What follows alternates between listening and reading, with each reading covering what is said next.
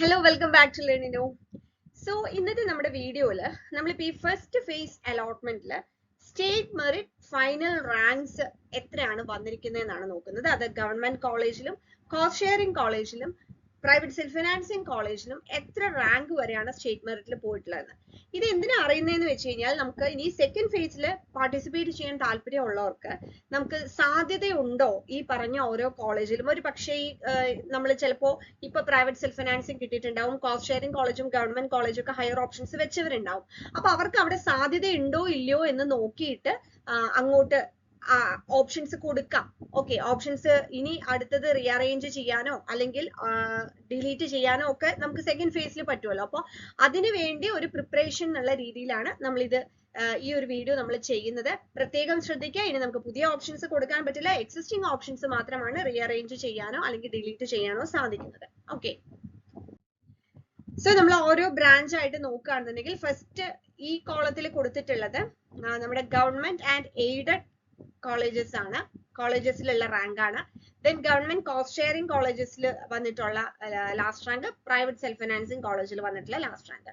അപ്പൊ first data science നോക്കാം. Data science government and aided കോളേജുകളിലില്ല, കോസ്റ്റ് ഷെയറിംഗ് കോളേജിലാണ് ഏകദേശം 29,627 ആ റേഞ്ചിൽ വന്നിട്ടുണ്ട്. Then private self financing colleges നിങ്ങൾക്ക് നോക്കാം.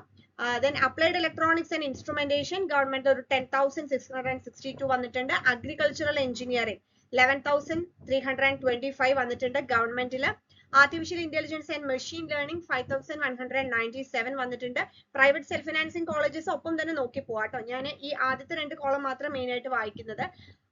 ദെൻ അടുത്തത് നമുക്ക് ആർട്ടിഫിഷ്യൽ ഇന്റലിജൻസിൽ അഗ്രികൾച്ചറൽ എഞ്ചിനീയറിംഗ് അത് പ്രൈവറ്റ് സെൽഫ് ഫിനാൻസിംഗിലാണ്. എയറോനോട്ടിക്കൽ എഞ്ചിനീയറിംഗ് ഇത് ഈ സീറോ ഇട്ടിരിക്കുന്നത് ഇത് ഗവൺമെന്റ് എയ്ഡഡ് കോളേജുകളിലെ കോഴ്സുകൾ ഇല്ലാത്തതാണ്. Biotech and biochemical government cost sharing കോളേജിലാണ് വന്നിരിക്കുന്നത് 9,220. പിന്നെ ബയോമെഡിക്കൽ ബയോടെക്നോളജി അതെല്ലാം പ്രൈവറ്റ് സെൽഫ് ഫിനാൻസിംഗ് കോളേജിൽ, അത് ഏകദേശം ഒരു 50,000 റേഞ്ചിലാണ് പ്രൈവറ്റ് സെൽഫ് ഫിനാൻസിംഗ് കോളേജുകളിൽ ലാസ്റ്റ് റാങ്ക് പോയിരിക്കുന്നത്.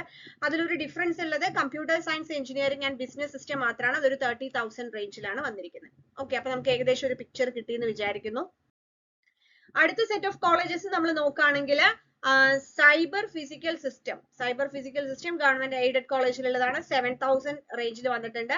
സിവിൽ നോക്കുക 12,316 ഗവൺമെന്റ് എയ്ഡഡ് കോളേജിൽ തന്നെ സ്റ്റേറ്റ് മെറിറ്റിൽ ലാസ്റ്റ് വന്നിരിക്കുന്ന 12,000 റാങ്ക് വരെ കിട്ടിയിട്ടുണ്ട്.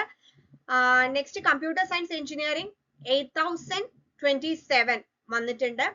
കെമിക്കൽ എഞ്ചിനീയറിംഗും 7,000 റേഞ്ചിൽ വന്നിട്ടുണ്ട്.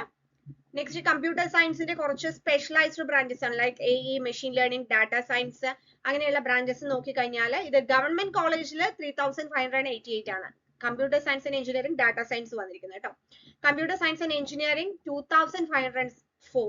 ദാറ്റ് മീൻസ് ഏറ്റവും അധികം ഡിമാൻഡ് ഉള്ള branch computer science and engineering CSE അതുപോലെ ECE electronics and communication engineering ആണ്. അപ്പോൾ CSE പോയിരിക്കുന്നത് 2,504 ആണ്.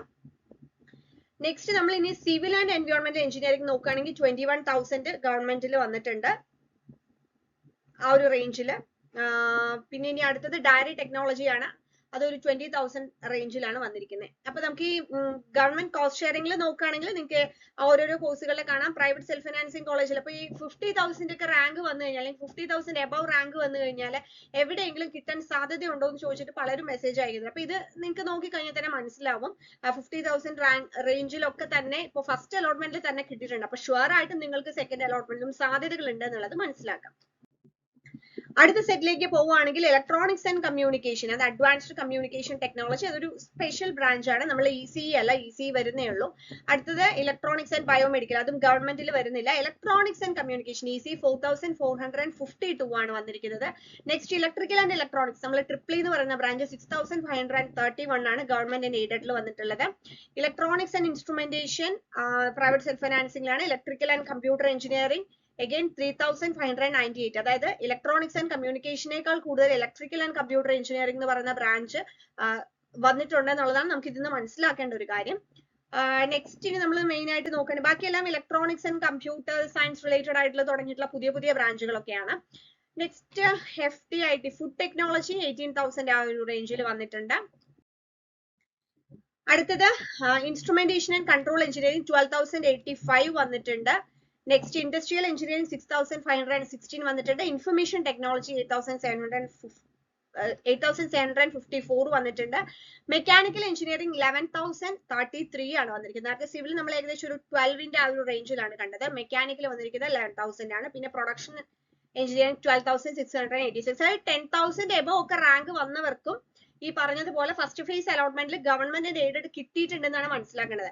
അപ്പൊ ഇതില് നമ്മൾ കുറച്ചൊരു ട്രിക്കി ആയിട്ട് നമ്മൾ ഓപ്ഷൻസ് കൊടുക്കേണ്ടതായിരുന്നു. അതായത് ഇപ്പോ ചിലപ്പോൾ മെക്കും സിവിലും ഒക്കെ നിങ്ങൾക്ക് താല്പര്യം ഉണ്ടെന്നുണ്ടെങ്കിൽ ഫസ്റ്റ് ഫേസ് അലോട്ട്മെന്റിൽ തന്നെ ഗവൺമെന്റ് എയ്ഡഡ് കോളേജിൽ കിട്ടുമായിരുന്നു. പക്ഷെ നമ്മൾ ഓപ്ഷൻസ് അങ്ങനെ കൊടുത്തിട്ടില്ല എന്നുണ്ടെങ്കിൽ നമുക്ക് സാധ്യതയില്ല.